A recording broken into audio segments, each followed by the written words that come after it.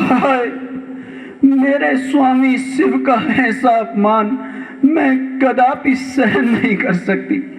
मैं इसी अग्निकुंड में कूदकर अपनी इस देह का त्याग कर दूंगी, अपनी इस देह का त्याग कर दूंगी, अपनी इस देह का त्याग कर दूंगी। सती, ये क्या हो गया? तुम्हारी सुंदर काया का बदरंग रूप मैं कदापि सहन नहीं कर सकता। सती, ये क्या हो गया? जी हाँ, ये कहानी है माता सती और शिव की। जब माता सती ने यज्ञ कुंड में कूदकर अपनी प्राणों की आहुति दे दी, तो आइए सुनते हैं यह कथा। पौराणिक कथाओं के अनुसार राजा दक्ष प्रजापति की तपस्या से प्रसन्न होकर माता जगदम्बिका ने उनके घर पर उनकी पुत्री के रूप में जन्म लिया। उनका नाम सती रखा गया। सती भगवान शिव की अनन्य भक्त थी और सती धीरे धीरे बड़ी होने लगी। उनके रूप सौंदर्य का कोई भी सानी नहीं था। वह दिन प्रतिदिन अति सुंदर दिखने लगी। सती के विवाह योग्य होने पर राजा दक्ष को उनके विवाह की चिंता होने लगी। अतः राजा दक्ष उनके विवाह के बारे में विचार करने लगे। अब राजा दक्ष को उनके वर की चिंता सताने लगी, तो राजा ने ब्रह्मा जी से इस विषय पर विचार विमर्श किया। ब्रह्मा जी ने अपने तर्कों से राजा दक्ष को समझाया कि सती के लिए संपूर्ण संसार में भगवान शिव से योग्य और कोई वर नहीं। अतः राजा दक्ष ने सती का विवाह भगवान शिव से कर दिया और सती भगवान शिव के साथ कैलाश पर्वत पर रहने लगी। एक बार की एक घटना है। देवलोक में ब्रह्मा जी ने एक सभा का आयोजन किया, जिसमें सभी बड़े बड़े देवता उपस्थित थे। भगवान शिव भी इस सभा में आए थे। जब सभी देवता व भगवान शिव भी सभा में बैठे थे, तो सभा में महाराजा दक्ष का आगमन हुआ। उनका आगमन होने पर उनके सम्मान में सभी देवता अपने स्थान पर उठकर खड़े हो गए, किंतु भगवान शिव खड़े नहीं हुए और न ही उन्होंने राजा दक्ष को प्रणाम किया, जिस कारण दक्ष प्रजापति को अपने अपमान का अनुभव हुआ और उनके मन में भगवान शिव के प्रति बदले की भावना जागने लगी और वे अवसर की प्रतीक्षा में रहने लगे।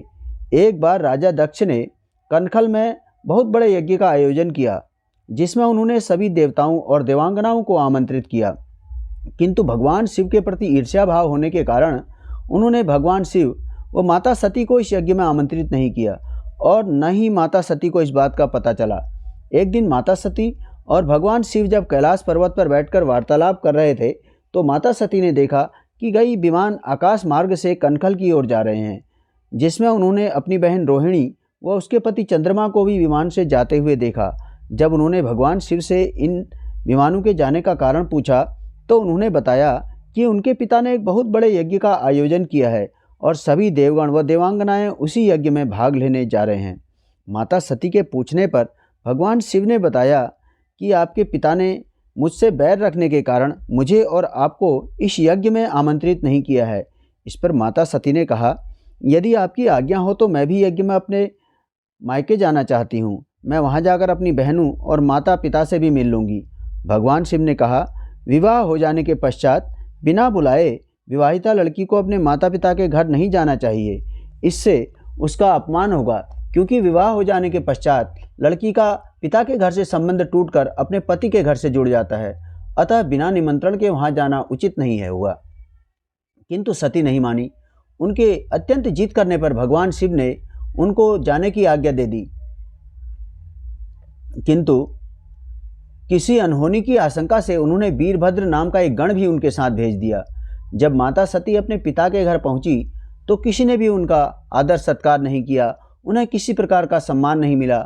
केवल माता ने ही उनकी कुशल क्षेम पूछी और न ही उनसे किसी ने प्रेम पूर्वक व्यवहार किया। यहाँ तक कि उनकी बहनों ने भी उनको अनदेखा कर दिया। उनके पिता ने सती से कहा कि तुम यहाँ मेरा अपमान कराने क्यों आई हो? तुम्हारी बहनें तो भांति भांति के गहनों और आभूषणों से सज धज कर आई हैं, जबकि तुम मात्र बागंबर पहनकर आई हो।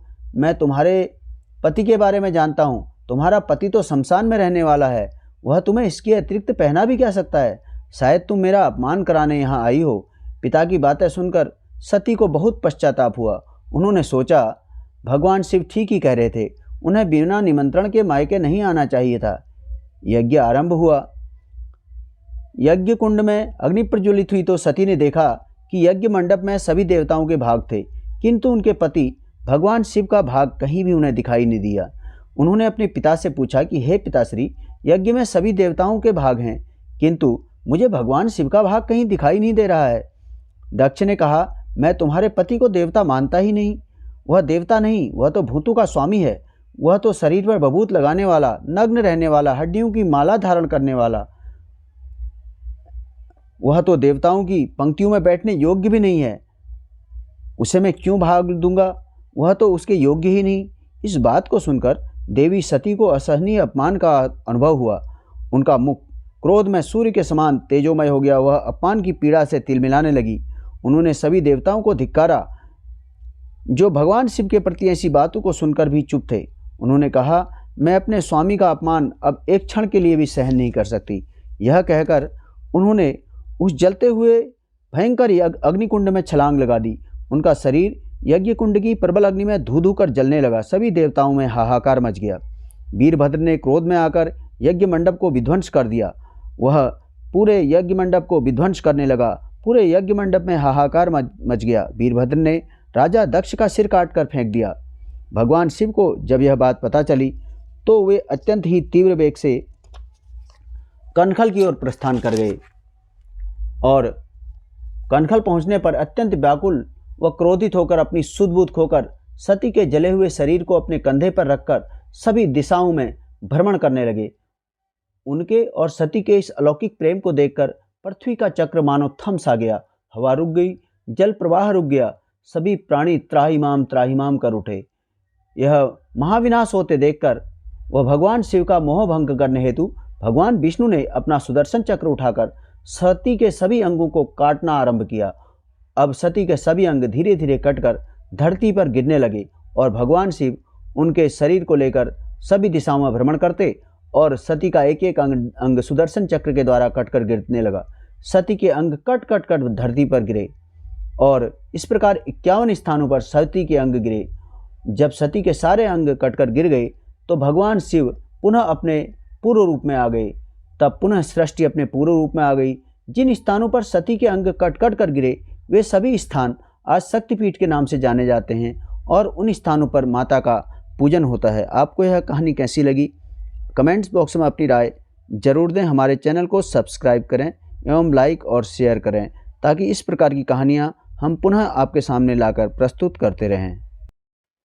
आइए एक अन्य कथा सुनते हैं। दक्ष प्रजापति ब्रह्मा जी के पुत्र थे जो हिमालय क्षेत्र के कश्मीर घाटी में राज्य करते थे। पुराणों के अनुसार इनकी 2 पत्नियां बताई जाती हैं जिनका नाम प्रसूति और वीरणी बताया जाता है। प्रसूति से 24 कन्याओं का जन्म हुआ जबकि वीरणी की 60 कन्याएं थीं। इस प्रकार दक्ष प्रजापति की कुल 84 कन्याएं थीं। इन कन्याओं को अलग अलग रूप में जैसे देवी, यक्षिणी, पिशाचिनी आदि रूपों में पूजा जाता है। दक्ष प्रजापति ने अपनी 27 कन्याओं का विवाह चंद्रदेव के साथ कर दिया। उनकी 27 पुत्रियों में से सबसे अधिक सुंदर रोहिणी थी। इसी कारण चंद्रदेव रोहिणी को बहुत अधिक प्यार करते थे और अन्य 26 पत्नियों को इस बात से बड़ा दुख होता था कि चंद्रदेव केवल रोहिणी की तरफ ज़्यादा आकर्षित रहते हैं और उनकी उपेक्षा करते रहते हैं। यह बात उन्होंने जाकर अपने पिता दक्ष प्रजापति को बताई, जिस कारण राजा दक्ष ने चंद्रदेव को अपने यहाँ आमंत्रित करके उन्हें भेदभाव न करने हेतु आग्रह किया। चंद्रदेव ने इस बात को सुनकर अपने ससुर यानी दक्ष प्रजापति के आगे से यह निर्णय लिया कि अब आगे आने वाले समय में वह किसी के साथ भेदभाव नहीं करेंगे। उन्होंने उनको वचन दिया, किंतु उन्होंने आगे भी यह भेदभाव जारी रखा। राजा दक्ष की 26 पुत्रियों ने पुनः अपने पिता को यह बात बताई। इससे क्रोधित होकर राजा दक्ष ने चंद्रदेव को कुरूप होने का श्राप दे दिया। अब क्या था, चंद्रमा का तेज और रूप दिनों दिन कम होने लगा। चंद्रमा ने भगवान शिव से शाप मुक्ति हेतु प्रार्थना की, जिसके परिणाम स्वरूप भगवान शिव ने उन्हें श्राप मुक्त कर दिया। इससे चंद्रमा की सुंदरता व तेज फिर से बढ़ने लगा। किंतु जब राजा दक्ष को यह बात पता चली तो वह बहुत ही गुस्से में आ गए। उन्होंने शिव से बदला लेने की सोची और वे शिव से युद्ध करने के लिए पहुंच गए, किंतु भगवान विष्णु और ब्रह्मा जी ने दोनों को शांत करवा दिया।